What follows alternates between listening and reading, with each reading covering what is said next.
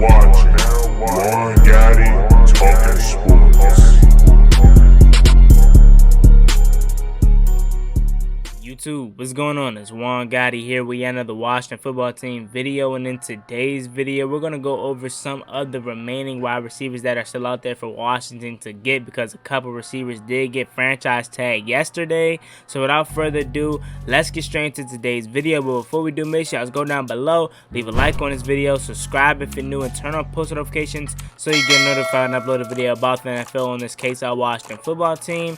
Let's get straight into today's video. So yeah, man, like I said yesterday, a couple receivers did get franchise tag, that being Allen Robinson and the other being Chris Godwin. So unfortunately, my heart was broken when I saw Allen Robinson got franchise tag, because he was the guy that I really wanted to go with this offense alongside Terry McLaurin. When Chris Godwin got tagged, I was a little like, man, I would have loved a Chris Godwin, but I wasn't as mad as I was when Allen Robinson got tagged. But at the same time, I've been hearing that it could be a tag and trade situation for Chicago, so I don't know. But like I said, I would love to have signed him, and I'm not too fond of trading for Allen Robinson only because of his age. He's 28, 29 years old, and I'm pretty sure Chicago's going to want a first-round pick.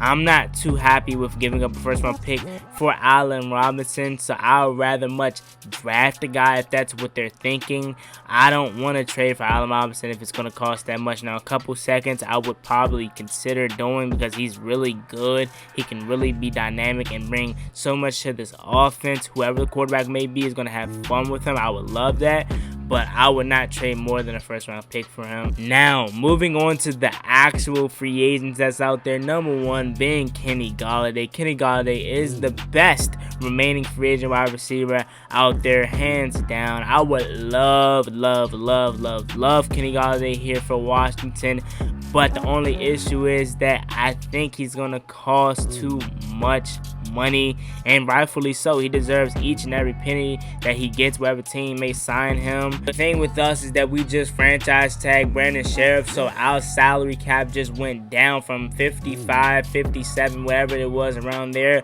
to $36 million. So if we were to sign Kenny Golladay, we will only have enough money probably for him and maybe one more player. So as much as I would love Kenny Golladay here, a part of the Washington football team family, burgundy and gold, it wouldn't make no sense, because it would just eat up all of our cap space, and we need to address multiple positions. Like I said, I understand wide receiver 2 or wide receiver 1, however you look at it, is a big need, but we have too many needs on this team to just spend big at one position. Next guy on my list that a lot of people believe Washington is going to actually sign is Corey Davis. He's a more realistic option for Washington.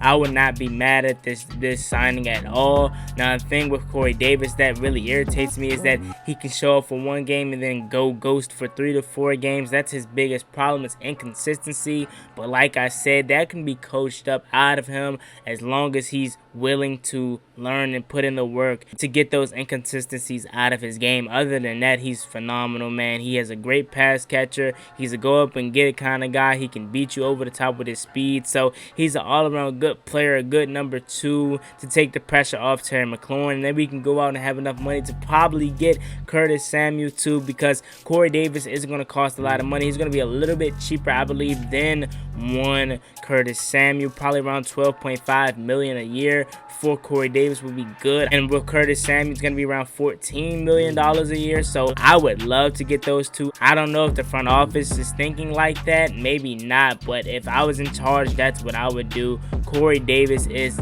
good, a good number 2, and also get another guy alongside him. The next player on my list is the person that I kind of referenced in the last guy when I was talking about the last receiver, is Curtis Samuel. Do I really need to talk about Curtis Samuels, man? We've been talking about this guy all season long, before free agency was even here.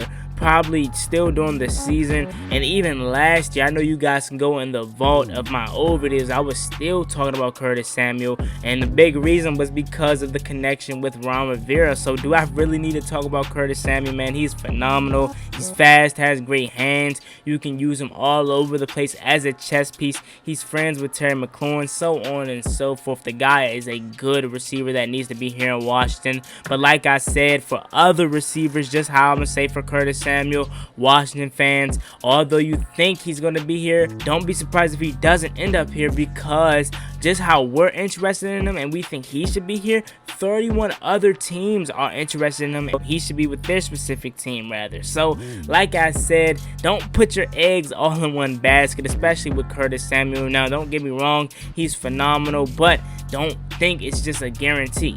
I feel like he's going to be here. You probably feel like that too, but also have your mind open to other receivers just in case he do get picked up by another team. Next receiver that's on my list that could possibly be a Washington football team player is Juju Smith-Schuster. He's set to hit free agency because obviously the Pittsburgh Steelers can't re-sign no one at this moment. Trying to reconstruct Big Ben's contract. They let go of Bud Dupree. I feel like with Juju Smith-Schuster, he was overhated, man. I just felt like people did it because it was a trend. They were like, why not? Other people are hating on him, so why not join the fun? I guess I wasn't really too fond of hating on Juju Smith-Schuster because I liked what he was doing. He was bringing TikTok to the game, being a YouTuber. He was really the first guy to be the YouTuber as an NFL player. Now you have Tyreek Hill out here and Aaron Donald, Chase Claypool. A lot of more people are starting to do it, but he was really the guy to kickstart it all. And I just like him expressing himself. He brings the fun out of the game. People just think it's football. That's all these players have to worry about. No, they're humans just like us, man. So I didn't have an issue with his TikTok or his YouTuber rings. Now to his football aspect of things, he's really solid. I said Juju Smith-Schuster is a Pittsburgh Steeler at heart, and what I mean by that is he's a physical receiver. He can go up and get it. He'll get the block for you if you need it. He's a guy that's going to do it all for his team to be successful. What the Steelers pride themselves on is getting players that are going to be physical. He reminds me a little bit of Hines Ward, and I would love Juju Smith-Schuster here on the most reasonable deal. He's probably the least talented receiver on this list, but he is solid. He has all the intangibles to be a good receiver too here in Washington, but it's all about getting him here on the right deal. Juju Smith-Schuster, I wouldn't mind it. Is it my go-to guy? No, it is not, but I would not mind getting Juju here. Like I said, he brings everything you need to the table as a receiver. He also has fun with the game. That is the biggest thing you want to make sure is that your players are having fun.